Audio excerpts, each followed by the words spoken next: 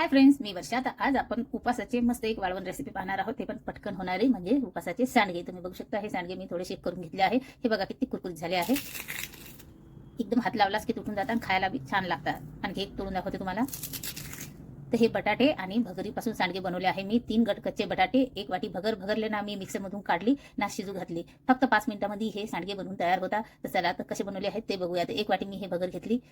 ते भगरले आपल्याला स्वच्छ धुवून घ्यायची आहे पहिले. आणि दुसरीकडे मी पाणी गरम करायसाठी ठेवलं. 2 वाटी पाणी घेतलं. जेवढी भगर घेतली त्या हिशोबाने 2 वाटी पाणी घेतलं. तर हे भगर आपल्याला थोडी मळकट दिसते, तिला स्वच्छ धुवून घेऊ. आता भगरली मी चांगलं 2-3 पाण्याने स्वच्छ धुवून घेतली. आता ते एकदम उकळतं पाणी आपल्याला यामध्ये टाकायचं आहे. तर पाणी जे आहे एकदम गरम, एकदम उकळ यायला पाहिजे पाण्याला, असं पाणी घ्यायचं. तर 1 वाटी भगरला मी 2 वाटी पाणी घेतलं. आता हे पटकन दिलं मी टाकून आणि त्याच्यावरती झाकण दिलं ठेवून. आता हे आपल्याला झाकून ठेवणं आहे जोपर्यंत ते भिजत नाही तोपर्यंत. तर मला 10 मिनिटं लागले होते ते भगर भिजवायला. तर हे 3 मध्यम आकाराचे 3 बटाटे घेतले मी. आता याची साल काढून घेऊया. तुम्ही ना माझ्या चॅनलला अजून सबस्क्राईब केलं नसेल तर प्लीज करा. बेल आयकॉनलाही प्रेस करा. वाळवणच्या पटकन होणाऱ्या भरपूर अशा रेसिपी अपलोड केल्या आहे मी. तुम्हाला बघायचं असेल उपासाच्या तर तुम्ही बघू शकता माझ्या चॅनलवर. या त्याची लिंक मी डिस्क्रिप्शनमध्ये देईन. पापड पण आहेत, बटाट्याचे जे क्यूब्स आहेत ते आहे, आणि साबुदाण्याचे 5 मिनिटांमध्ये रिंग बनवले आहेत ते पण आहेत. तुम्ही चॅनलवर बघू शकता. या त्याची लिंक मी डिस्क्रिप्शनमध्ये नक्की बघा. आता हे तिन्ही बटाट्याची साल काढून घेतली मी. आता आपल्याला हे बटाट्याचं खीस पाडून घ्यायचं आहे. तर एक भांडं घेतलं आणि खिसणी घेतली. आता हे तिन्ही बटाटे आपण खिसून घेऊया.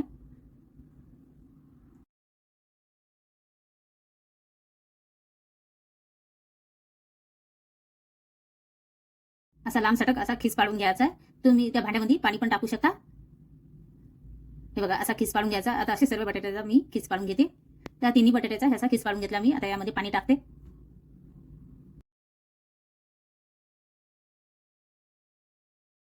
पाणी टाकलं यामध्ये की आपल्याला हे जो खिस आहे हा स्वच्छ 2-3 पाण्याने धुवून घ्यायचा आहे. जोपर्यंत याचं हे असं गड्डूळ पाणी निघत नाही, चांगलं साफ सुत्र पाणी दिसत नाही, तोपर्यंत याला धुवून घ्यायचं आहे. हे बघा कसं पाणी दिसत आहे. तर 2-3 पाणी बदलून घेऊ.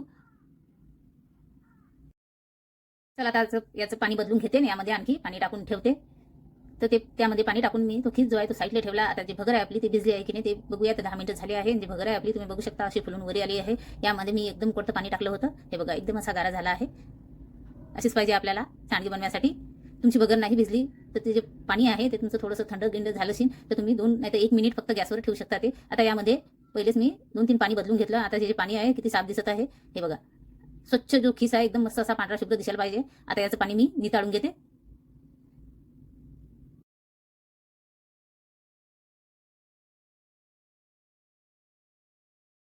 आता यामध्ये हा थोडाफार दिसत आहे ते पाणी फेकून देते आणि यातला पण थोडासा हा काढून घेते. आता जी भगर आहे आपली ते त्याच भांड्यामध्ये मी घेतलं टाकून घेते. 1 वाटी भगर बघा किती फुगली आहे. गरम पाण्यामध्ये टाकली की बारीक राहते भगर. तुमची भगर जाड असली तर तुम्ही तिला मिक्सरमधून काढू शकता आणि त्यामध्ये तेव्हा गरम पाणी टाकू शकता. तर हे पहिलेच बारीक होती तर म्हणून मी मिक्सरमधून काही काढली नाही. ते आता याच्या अशा गाठा फोडून घेते. आता यामध्ये जो खीस आहे बटाट्याचा तो टाकते. तर तुम्ही खीस बघू शकता एकदम मस्त असा पांढरा शुभ्र दिसत आहे. पूर्ण दिला टाकून आता यामध्ये चवीपुरतं मीठ टाकते. तर हे साधंच मीठ आहे. तुम्ही उपासाला साधं मीठ खात नसाल तर तुम्ही उपासाचं मीठ यामध्ये टाकू शकता. आता हे व्यवस्थित मिक्स करून घेते.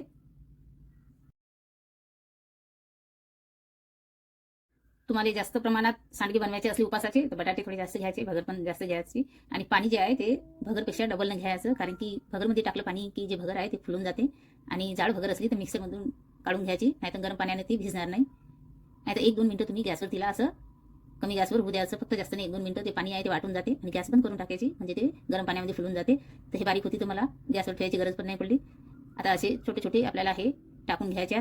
तर हे तुम्हाला थोडं मोठं दिसत असेल पण वाढले की ते एकदम छोटे होऊन जातात. तर असे गोल गोल दाबू दाबू नाही करणं, एकदम असे हलक्या हाताने गोळीचे गोळे असे टाकून द्यायचे. आपल्याला आतमधून असे पोकळ असले की ते तळ्याला जास्त हे टाइम लागत नाही, लगेच तळ्या जातात. आता घरामध्येच मी हे वाळवते. नंतर हे थोडे सुकले की मी बाहेर नेणार आहे.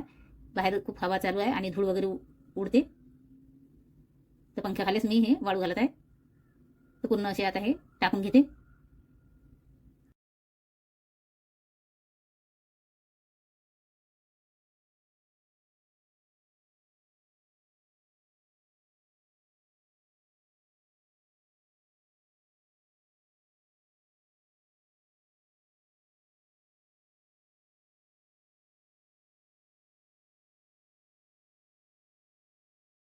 आता हे सर्व सांडगे टाकून घेतले आहे मी. हे बघा पूर्ण घरामध्ये दिले आतरून छानी.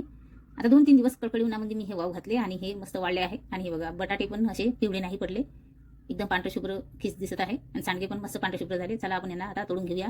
तर हे बघा, असे दाबू दाबू नाही तळले मी, कसे पोकळे दिसत आहे. असे टाकले की तळ्याला जास्त टाइम लागत नाही, नाहीतर काय होते की ते वरून होऊन जातात आणि आतमधून कच्चे राहतात. तसं नाही झालं पाहिजे. तेल गरम करायसाठी ठेवलं तर तेल किती तपलं आहे ते चेक करूया. तर एक सांडगा टाकला मी यामध्ये. नाही तर जास्त तेल गरम झालं की ते एकदम असे लालसर होता. तर तेवढं तेल नाही गरम करून घेणं. तर याला असं अलटून पलटून घेते झाऱ्याने.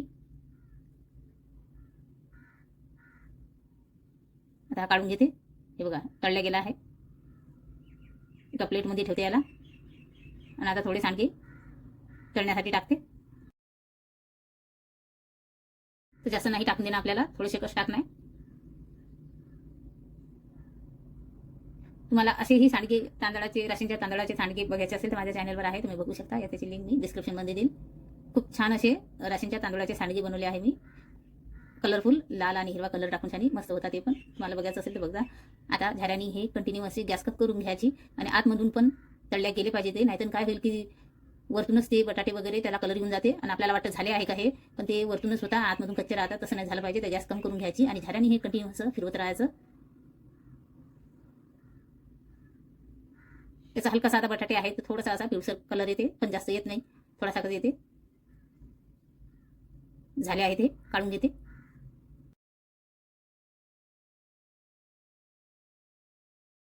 प्लेटमध्ये टाकते. त्याचा आवाज कम केला आहे मी, नाही तर मस्त असा खणखणीत आवाज येत होता. आता ही दुसरी बॅच. आता दुसरी बॅच पण थोडी गॅस सुरुवातीला मी अशी वाढून घेते आणि नंतर मग कम करून घेते. कंटिन्यू असं हलवत राहायचं. तेल मस्त असं तापाडून घ्यायचं, काहीच टाइम लागत नाही, मग लगेच तळल्या जातात. एकदम असे पोकळे असतात आतमधून. जे भगर आहे पाण्यात टाकली की ते एकदम फुलून जाते आणि वाळली की ते आणखीच अशी पोकळ होऊन जाते. तर तिला साबुदाण्यासारखी अशी चिपकून बसत नाही, ते मोकळी मोकळी होऊन जाते तेलात टाकले की. हे बघा, आता पटकनी हे पण तळून घेतले. आता असे सर्व मी थोडे थोडे टाकून शानी सर्व तळून घेते. तुम्हाला भगर आणि बटाट्याची चकली बघायची असेल उपासाची तर ते पण, त्याचा पण व्हिडिओ बनवला आहे मी, त्याची लिंक डिस्क्रिप्शनमध्ये देईन. तुम्हाला बघायचं असेल तर नक्की बघा.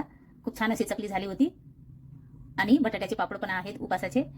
भरपूर अशा रेसिपी आहेत माझ्या चॅनलवर, तुम्हाला बघायचं असेल तर नक्की बघा. आता हे असे सर्व मी हे सांडगे तळून घेते. एवढं सर्व व्हिडिओमध्ये नाही दाखवू शकत, व्हिडिओ खूप लांबा होऊन जाते. मग आता थोडे थोडे टाकून छान पूर्ण हे तळून घेते मी.